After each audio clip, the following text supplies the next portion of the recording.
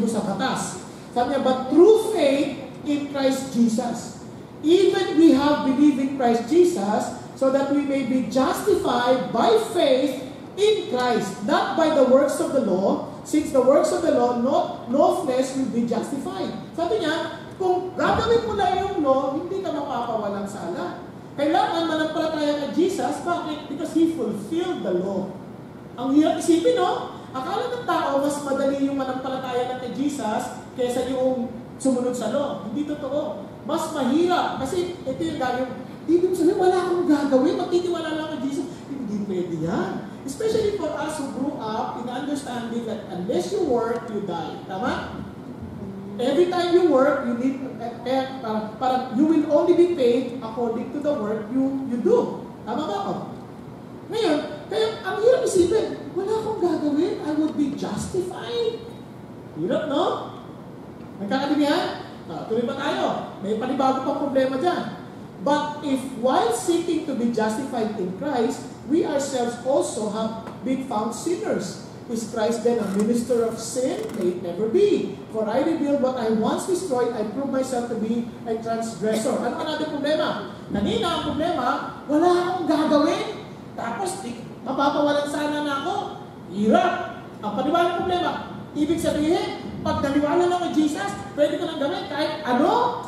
Panibagong problema naman. Pwede na ako magwala, pwede na ako maggumawa ng kasalanan. Ibig sabihin, si Kristo ang nagtulak pa sa ating gumawa ng kalokohan. Tama? Yan sasabi niya eh.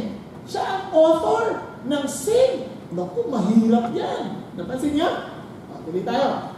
For though through the law, I died to the law.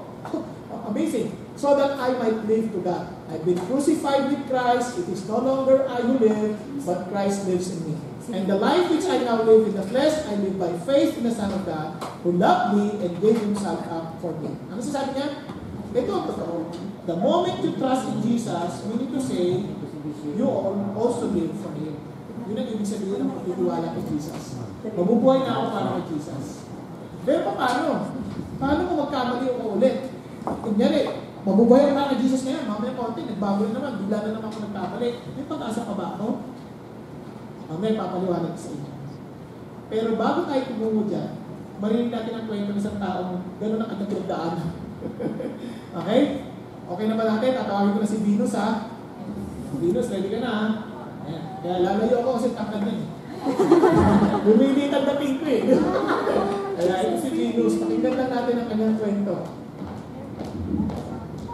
Thank you, Pastor Bong. Alam niyo bang pinupunta ako ni Pastor Bong dito para daw po kumanta. Hindi naman ako kumakanta. But because today is his birthday, so I said yes, happy birthday. Birthday ni Madam, birthday mo din. Ka-birthday po sila. Okay, this story is actually not my story, but God's story in my life. And I want to share this with all of you. And yeah, just I pray that this story would touch your hearts. My name is Venus Ra.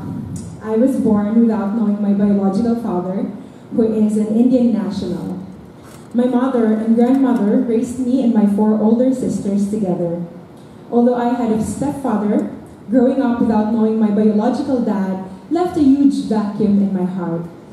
I grew up to be an insecure woman, always wanting an attention, at pakiramdam ko may kulang sa buhay ko.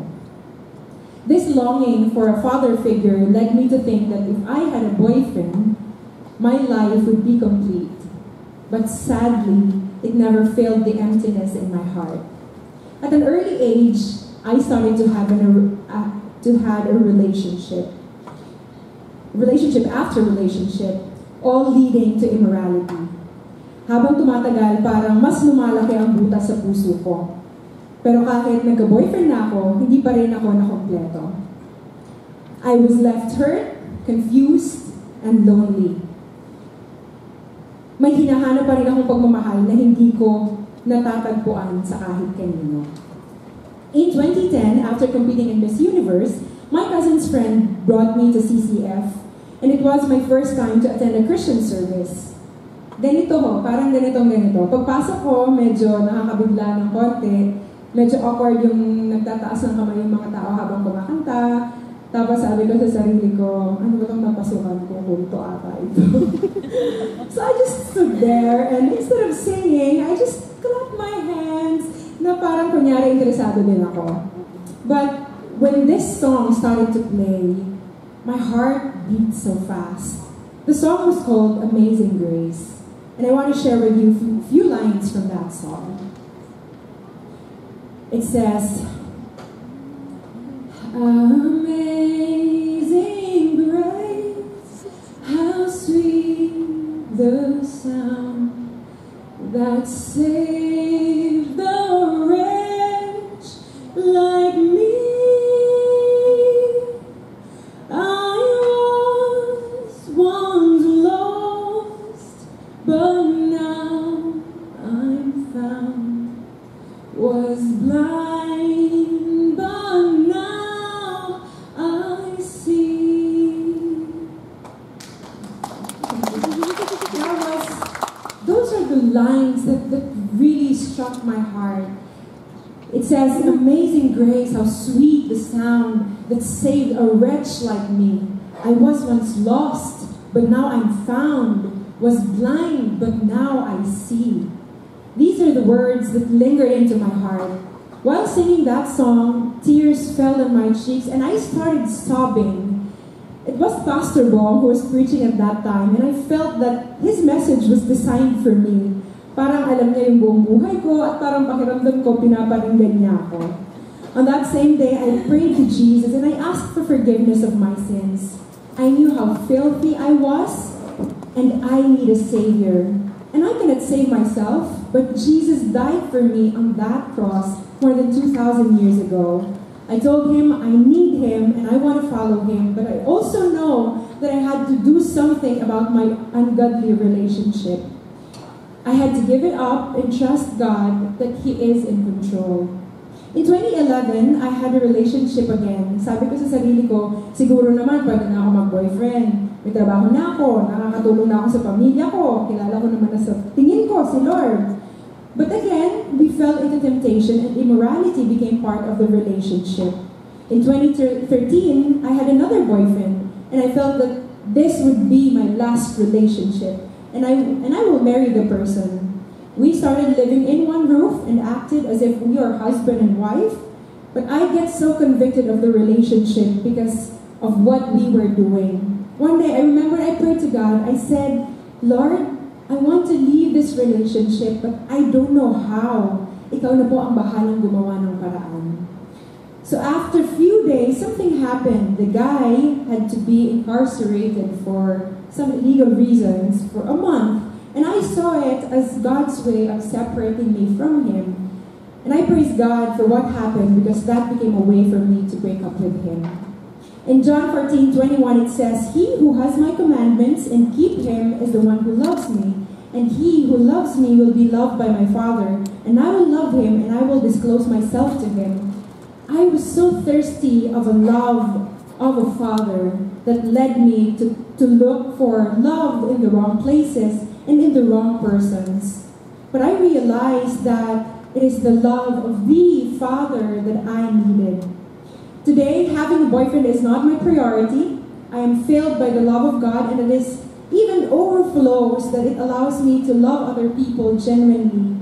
In church, I serve by making disciples. I handle a group of young women, study the Bible together with them, and learn life lessons with them. In my simple ways, I serve the Lord through my work, and even in the marketplace, through sharing His story in my life to people like what I am doing today. It's never too late for you to find that true love. Only don't look for love in the wrong places and in the wrong people. The only satisfying love that could fill that emptiness in your heart is the love from your Maker. I am far from perfect, but now I know who I really am. I know that I am a daughter of God, co-heir with Christ. I am a new creation. I have been forgiven of all my sins. Therefore, I should also forgive. And in my heart, I have forgiven my biological father. After all, hindi naman talaga tatay ko o boyfriend ang magkukumpleto sa akin. Hindi rin corona o magandang career ang magpupuno sa akin. My security is not from people, circumstances, nor material wealth. My security is in the one who genuinely loves me and gave himself up for me. This is the truth, that I am complete in Jesus Christ and I am loved by my Father. May tatay po ako. To God be all the glory and honor.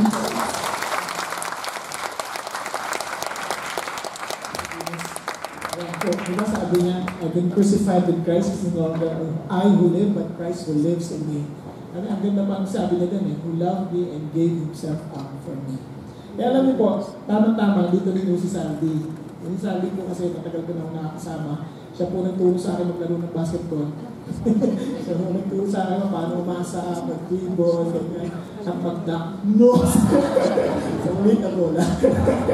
Kaya gusto ko lang tawagin siya kasi hindi lang po siya magaling na basketballista, siya po magaling na mga awit. Kaya natawagin po siya dito para bahagyan na tayo. Yung awit niya kasi ito yung kwento rin ng kanyang buhay.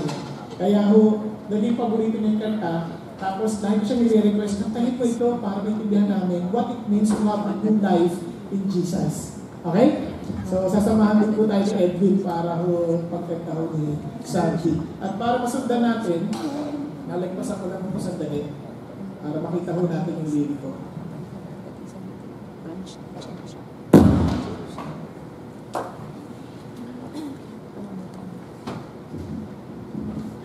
Taga-busy. Si Rose.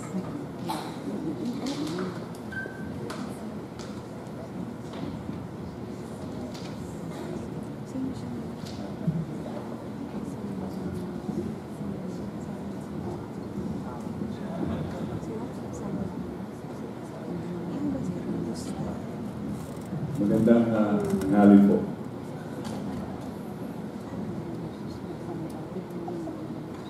Lakas ng loob ko kanina na kakanta. Pero nung nagsasalita na si Venus, nawawala yung kumpiyansa ko. Kasi baka mabisaya ko kayo lahat. Kaya itong kanta to, na nangyari din sa, nakaka-relate ako dahil iksian ko lang yung ay elementary lang ako, siguro mga 9 or 10 years old. Mayroon akong, siguro ang inisip ko, paano kayo masayang buwan? At may mga sagot ako sa sarili ko, siguro ang karoon ng bahay, sasakyan, maraming girlfriend. Yung time na yun, sumikat na yung PBB noon, mga 1970s yun. So sabi ko siguro, makalaro ko makasali ako sa PBA, kahit hindi ako bangko lang ako. Ang nangyari noon, blines ako ng Diyos, nakamit ko yung lahat ng inisip kong na tingin ko na doon ako masaya. Pero yung hinanap ng puso ko, lalo siyang lumalayo. Kaya hindi ko alam, kaya sabi nga ni Venus, hindi ko alam kung saan na yun, ano yun kung maka-feel na sa puso ko. Kaya yung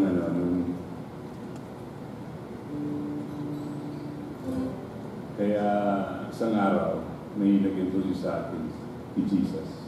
Kaya't nararamdaman ko yung hindi pala yung mga dati kong inisip na makakasaya sa akin, hindi pala yung si Panginoong Jesus lang pala. Kaya kakanta na ako, si Pastor Bong na bahala magpatulong.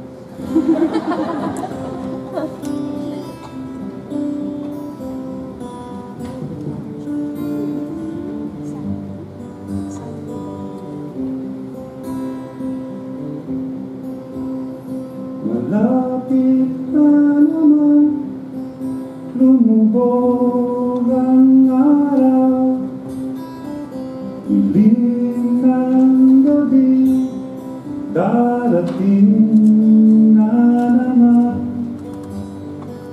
sa pag paghimlay mo, isip mo'y naglalakbay, nakatanaw sa kawalan. Lumipas na naman ang isang araw sa buhay. Takbo ng buhay mo'y di mo na mamalaya. Sa bawat sandali, darating at papanaw buhay mo. Tila parang kulang kayamanan at lahat ng kalayawan. Wala pala itong kabuluhan. Kung si Kristo ay wala pa sa iyong buhay, para kang isang tupang ligaw.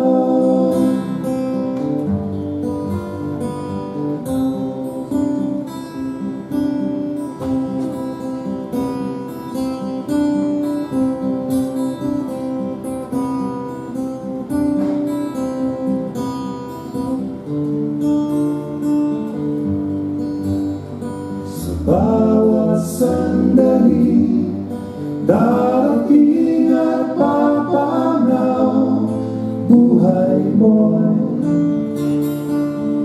Tila parang kulang kayamanan at lahat ng kalayawan. Wala pala itong kabuluhan. Kung si Kristo ay wala pa sa iyong buhay,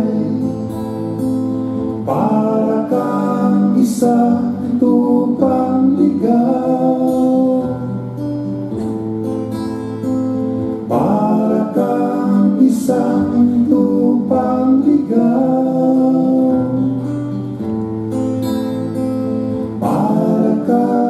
Isang tupang ligaw.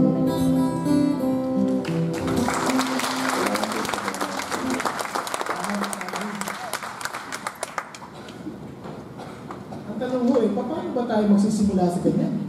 Alam nyo, isang araw, mayroon po isang lalaki who was very well known when it comes to the law.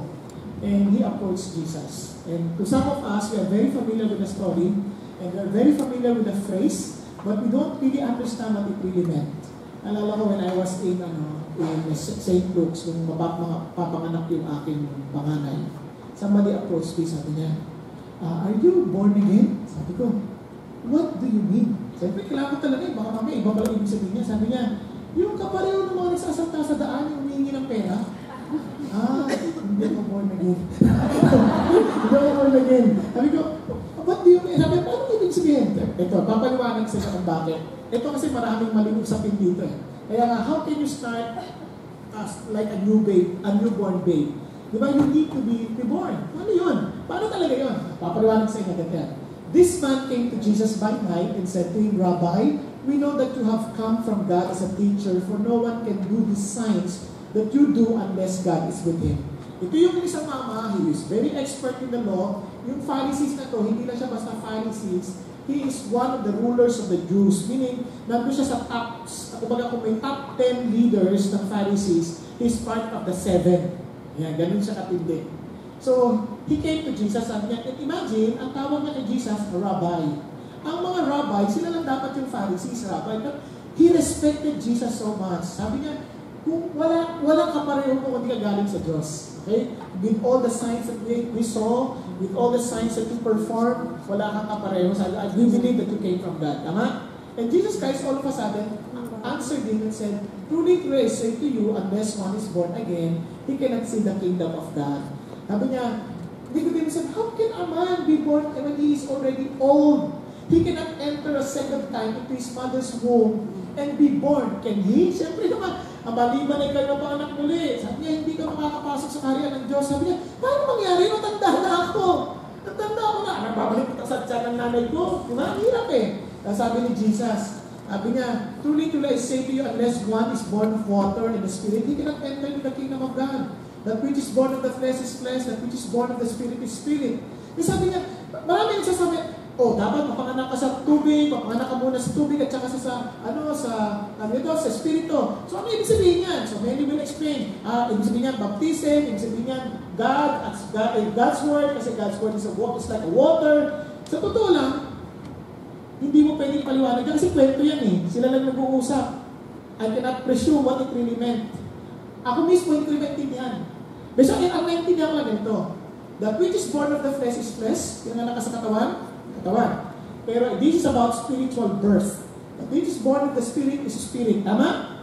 Now, hindi mo pwedeng ipaliwanag yung water, ganito yan, yung ganito. Ang intindihan ko lang, it is a spiritual rebirth. Okay? Kasi, mahirap ipaliwanag. Isang kwento lang yan. Alam ko pumunta ako sa ibang aklat. Para ipaliwanag ko yun. Hindi pa pwede. Nagkikwentuhan sila ni Jesus.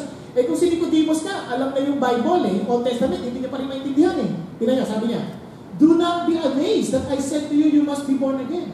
The wind blows where it wishes and you hear the sound of it, but do not know where it comes from and where it is going. So everyone who is born of the Spirit, lalong hindi niya maintindihan. Sabi niya, parang hangin yan. Di mo alam saan nanggaling. Pero alam mo, nandyan. Di lalong nalito na siya. Nandyan yan, pero di nandyan. Alam mo yan, parang nakarinig na kayo ng gutom ako, pero di ako gutom. Nakarinig na ganyan?